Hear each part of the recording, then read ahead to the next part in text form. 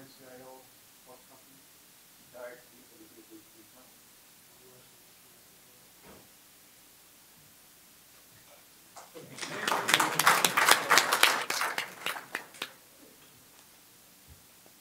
Yes.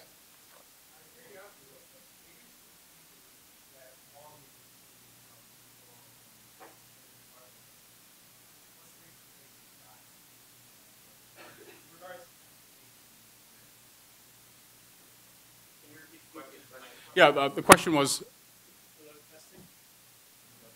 Is it working? Yeah, but. Somebody wants a mic? Well, I'll answer that.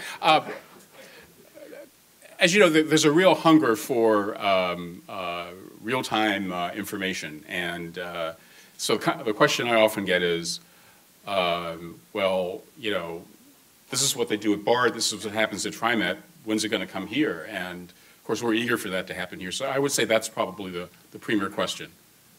I can address that. Oh, yeah. As far as with the Long Island Railroad, the engineering department, the IT department is not fully intertwined, so we kind of have challenges a little bit because of, you know, the data coming from the vital operational systems, you know, is kind of coveted. So we're working very closely with our operational department to try to find a way to get a hold of better data for you to give you some better real-time train information. That's basically what I can say on that. All right. Well, I see that Jay Walder, the chairman and CEO of the MTA, has arrived. So, Jay, come up. Thank you, guys.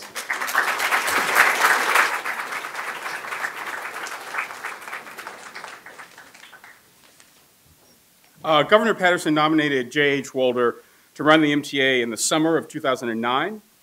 His appointment as chairman and CEO was confirmed by the New York State Senate in September of 2009. He took over the MTA last October. Jay grew up in Queens, attended schools there, began his MTA career, I think, in 1983, although I could be off a year. This is really key. Jay Walder came in at a time fresh out of graduate school and worked on the very first 5-year capital program put together by Dick Ravitch. And that's what helped begin to sort of enable the MTA to dig out and, you know, bring things back to a state of good repair in many, many systems. Jay moved on to hold many positions of importance and authority at the MTA. He went off to teach at the Kennedy School of Government at Harvard. Later on, he worked for Transport for London as Managing Director for Finance and Development. You ought to know that this is the man that developed the Oyster card in London. And with that, I give you Jay Walder.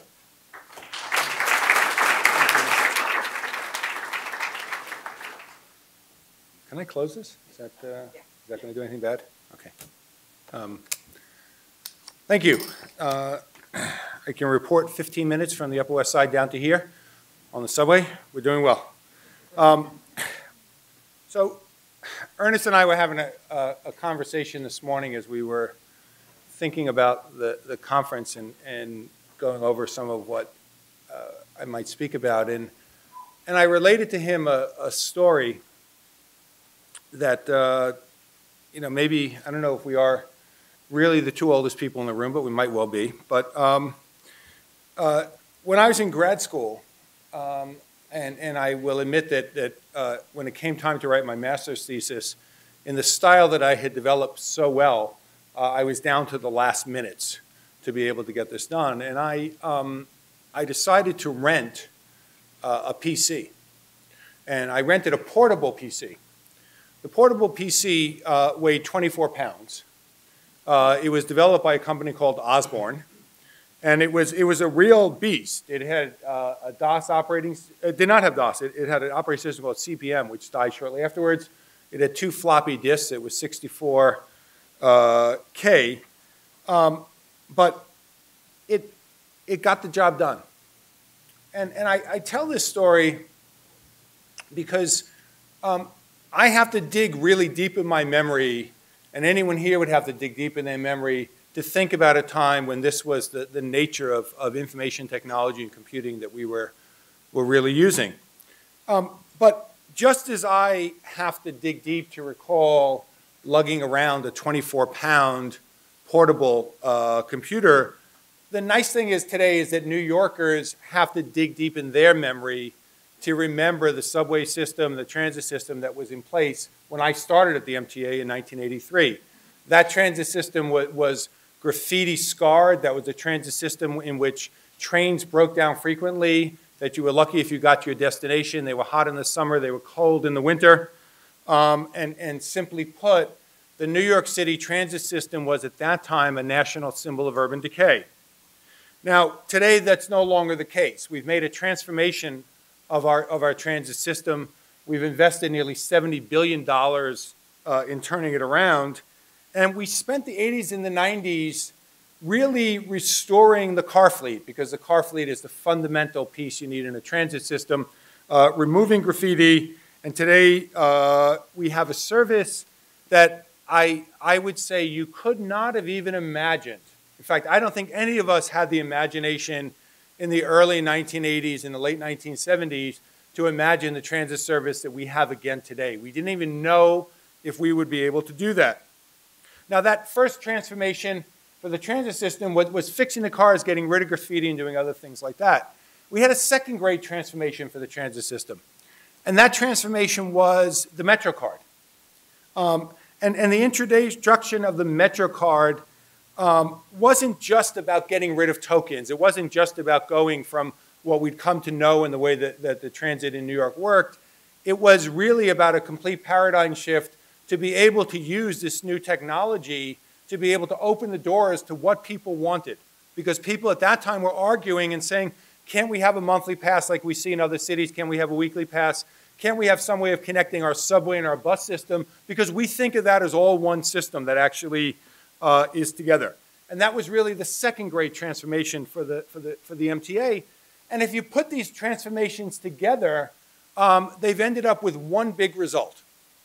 And that big result is that today there are 50% more people riding the subway and bus system in New York than there were 15 years ago.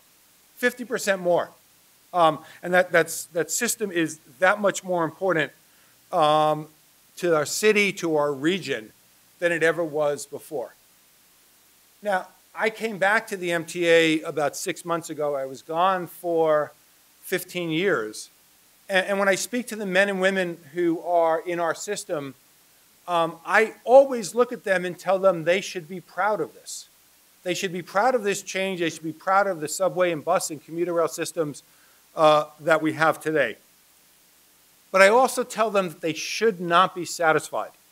Because despite the incredible progress that we've made, despite the changes that have been there, when people ask me whether or not we're at the top of the standings, whether or not we are the best transit system in the world, the answer, sadly, is no, we're not the best transit system in the world. We're not the top of the standings, and I'm not even sure we're qualifying anywhere close to that.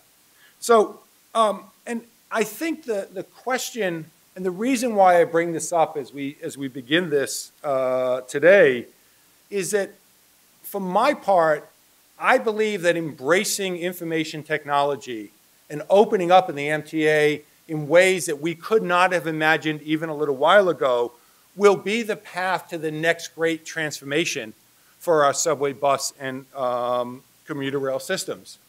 Now, Ernest graciously and very nicely gave me credit for the Oyster card. I can take credit for having implemented it and seeing it through, not having conceived it. But what I would say about that was when we started to work on the Oyster card, people began to say, well, this is just another project like we do other projects. I said, no, it's not another project. This is the path to another change, to really changing the way our transit system is there. And fundamentally, a few years later, every single person walking around London is carrying an Oyster card. And I have to tell you that more and more, when I say I was in London and I worked in the transportation system, people look at me and say, did you have anything to do with Oyster? And that's the point. The point is it has changed and it does do it. And this summer, the MTA is launching our own smart card pilot. We will launch a pilot, the MTA with the Port Authority, with New Jersey Transit. That pilot will launch